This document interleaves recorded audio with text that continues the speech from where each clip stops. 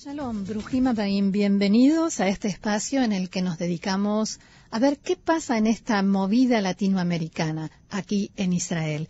Y hoy nos vamos a ocupar de un tema que tiene que ver con el intercambio y en particular el intercambio comercial entre Israel y América Latina.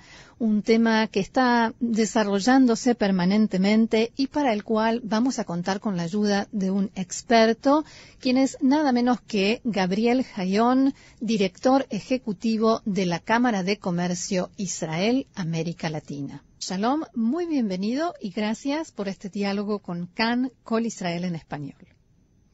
Gracias, un placer de estar con ustedes. Primero vamos a enterarnos un poquito qué funciones cumple la Cámara de Comercio Israel-América Latina. La Cámara es una ONG, es una organización sin fines de lucro, que nuestro objetivo principal es servir de puente entre importadores, exportadores, órganos de gobierno y diplomáticos, tanto en el lado israelí como en el latino. Con el conocimiento que adquirimos a través de los años, las oportunidades comerciales en los contactos que tenemos, podemos ayudar a las empresas a realizar negocios efectivamente entre los dos lados del océano. ¿Cuál es el tipo de negocios o de proyectos conjuntos que son más comunes entre Israel y países latinoamericanos? Mayormente se habla de exportación de tecnología y o servicios de Israel hacia el continente. De allá para acá es más productos relativamente básicos del agro, alimentos, etcétera. Digo que encontramos en los últimos años un crecimiento del renglón servicios en comparación del renglón productos en la exportación. ¿En qué servicios, por ejemplo? Por ejemplo, todo lo que es software, como hoy es en la nube, se considera como un servicio. Servicios bancarios, todo lo que es consultoría. Estamos exportando varias compañías que están vendiendo gestión de proyectos en diferentes países del continente. Uh-huh. ¿Cuáles son las barreras, las dificultades? Porque hay culturas diferentes, estamos hablando incluso de una cultura de hacer negocios de forma diferente, me imagino. Sí, precisamente. Estamos haciendo acá en la Cámara cursos temporales sobre herramientas prácticas de trabajar en el continente, porque encontramos que no es solamente una sola pregunta cuáles son las barreras, sino una serie de preguntas debido a las diferentes culturas, legislaciones, formas de trabajo. Y en general hay que entender que América Latina no es un continente homogénico. Son diferentes países, diferentes culturas, diferentes marcos legales, etcétera. Cada uno de esos influye en las relaciones, en las formas de hacer negocios. Por ejemplo, tenemos países que son federativos, como es el caso de Argentina, Brasil y México, y países que tienen todo el control bajo el mando del gobierno en la capital del país, y cada uno de ellas tiene diferentes formas de trabajo. ¿Quién necesita aprender más? ¿Israel sobre América Latina o América Latina sobre Israel? Somos los chiquitos que tenemos que aprender de los grandes y tenemos que ser muy modestos de ese punto de vista. Uh-huh. Sí, se entiende. ¿Y ustedes a quién dirigen estos cursos? ¿Quiénes vienen? ¿Quiénes se interesan? ¿Y cuántos se interesan por estos cursos? Las personas que llegan regularmente son exportadores o personas que trabajan en el continente desde acá, o sea, técnicos y profesionales que tienen que viajar constantemente a América Latina para trabajar y deben y quieren conocer mejor la cultura y la forma de hacer negocios en el país. Cuando una persona llega, si una persona llega al país, llega a Israel y dice, bueno, quiero iniciar un negocio, pero no sé qué, no sé cómo, no sé en qué rubro me conviene. ¿Ustedes tienen alguna forma de guiarlo? ¿Tienen algo ya establecido? Sí, al igual como tengo en mi conocimiento en nuestro website, información sobre cada uno de los países y las guías cómo hacer negocios, tenemos una guía igual cómo hacer negocios en Israel. Israel es inclusive más compleja en muchos renglones que otros países. Por ejemplo, todo lo que tiene que ver con kashrut, con servicios de seguridad, etcétera, aumentan los costos y las dificultades. Además que una gran parte de las regulaciones no están traducidos a inglés o español. De las regulaciones, por ejemplo, para traer carne kasher a América Latina. Por ejemplo, sí, exactamente. Y entonces ustedes se ocupan de explicarle eso a la persona que quiere emprender ese negocio. Sí, es guiar y orientar y además referir a las personas que entienden más que nosotros. Uh-huh.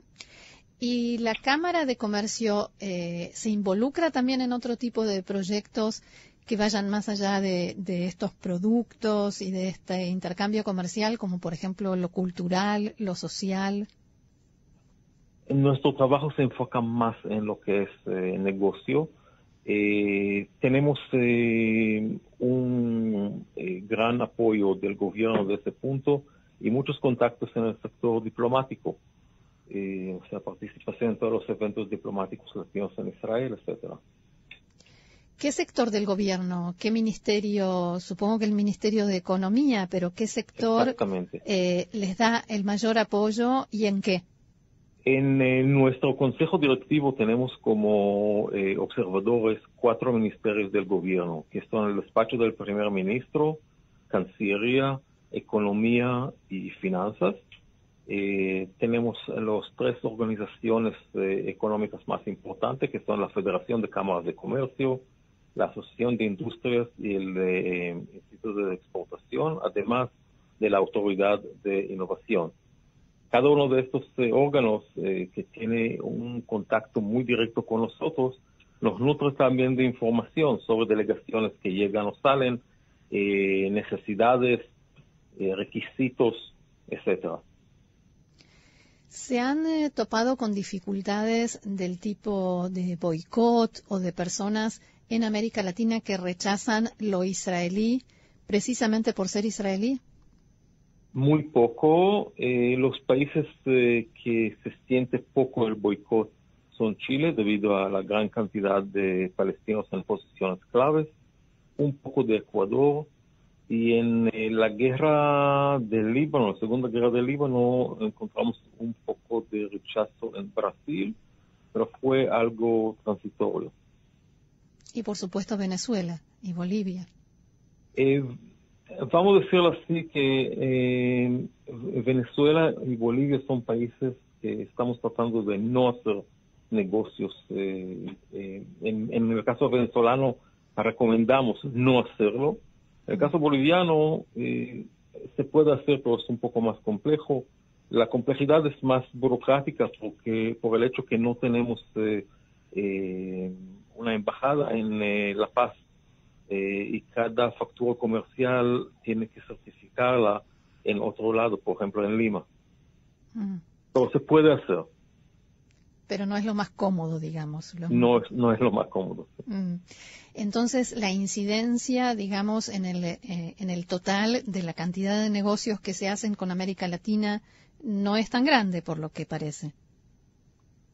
No se pierde mucho, ¿o sí? No se pierde mucho, pero vamos a poner un poco números sobre la ¿Cómo mesa. no? Sí. La exportación israelí en general anda alrededor de los 96 mil millones de shekel anuales, de las cuales unos 4% solamente llega a América Latina. Si recordamos que en el continente, de México hasta Argentina y Chile, viven cerca de 8% de la población mundial, dice que podemos incrementar los negocios con el continente por lo menos en un 100% más, sin topar el tope que es, por ejemplo, el boicot o otros problemas. ¿Y qué haría falta para poder incrementarlos? Varias cosas. Primero, concientización del empresario israelí. Colocar a América Latina como un motor de crecimiento. La gran mayoría de los países muestran un crecimiento del Producto Interno Bruto alrededor de los últimos 15 años de forma rutinaria y constante, lo que no hemos visto en otros lados del mundo. Voy a citar acá a mi mentor dominicano que me dijo que en Israel todo está hecho, pero en América Latina hay mucho por hacer. Si el empresario israelí aprende esa lección y comienza a tratar a América Latina como un beta site, o sea, el sitio donde puede probar sus productos nuevos y no quemarse en un mercado más sofisticado y menos tolerante, como por ejemplo el americano o el alemán, va a encontrar aliados muy buenos en América Latina para esos fines. ¿Y el gobierno israelí en qué medida ayuda para esta concientización, para que el empresario israelí sepa que América Latina no es un continente inestable, es un lugar, por el contrario, donde todo se puede hacer, como usted decía recién? A partir del año 2014, el gobierno firmó un decreto sobre estrechar las relaciones con los países de la Alianza del Pacífico, que son México, Colombia, Perú y Chile. Ese movimiento que nosotros como Cámara lo lideramos con varios eventos, aumentó ese tipo de concientización y ya la gente entiende qué es lo que es América Latina. El Ministerio de Economía, a raíz de ese decreto, también incrementó la cantidad de consejeros económicos que tenemos. Ahora tenemos agregados militares, agregados comerciales en México, Colombia, Chile, Perú y 2 en México, lo que aumenta en un 2 en Brasil, lo que aumenta en un 50% la cobertura del Ministerio de Economía en el continente. En los otros países, los embajadores y los cónsules que pertenecen a la Cancillería ocupan y hacen el rol de un agregado comercial. En los países que no se pueden hacerlo, ahí estamos nosotros para ayudar en esa tarea.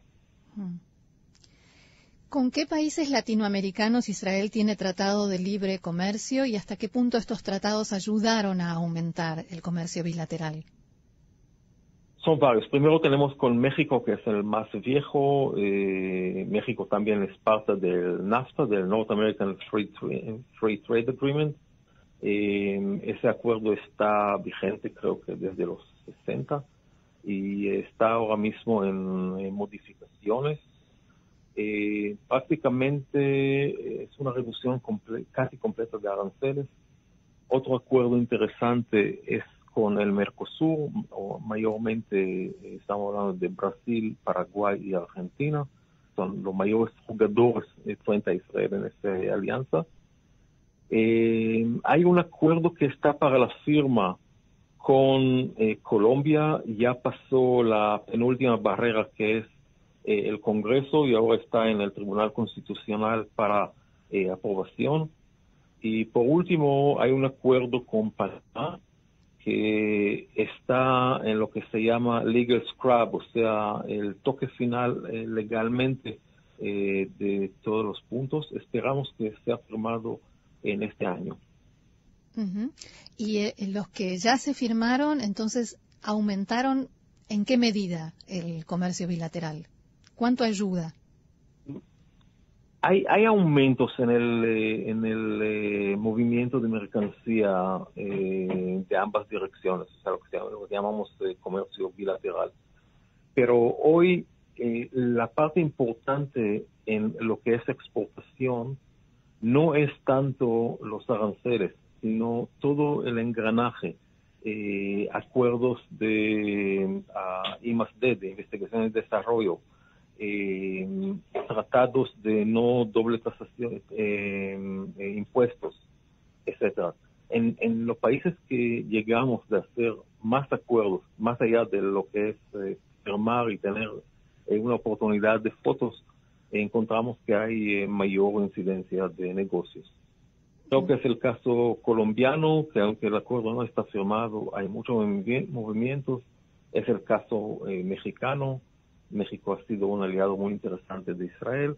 En el año 2016 solamente en un país de México, en Jalisco, Israel invirtió a través de dos compañías principales, que son Teva y Amdocs, inversiones de cientos de millones de dólares. Y creo que el acuerdo de libre comercio es una parte importante de eso. Se está hablando mucho de un posible viaje del primer ministro Netanyahu a América Latina, comenzando por Argentina.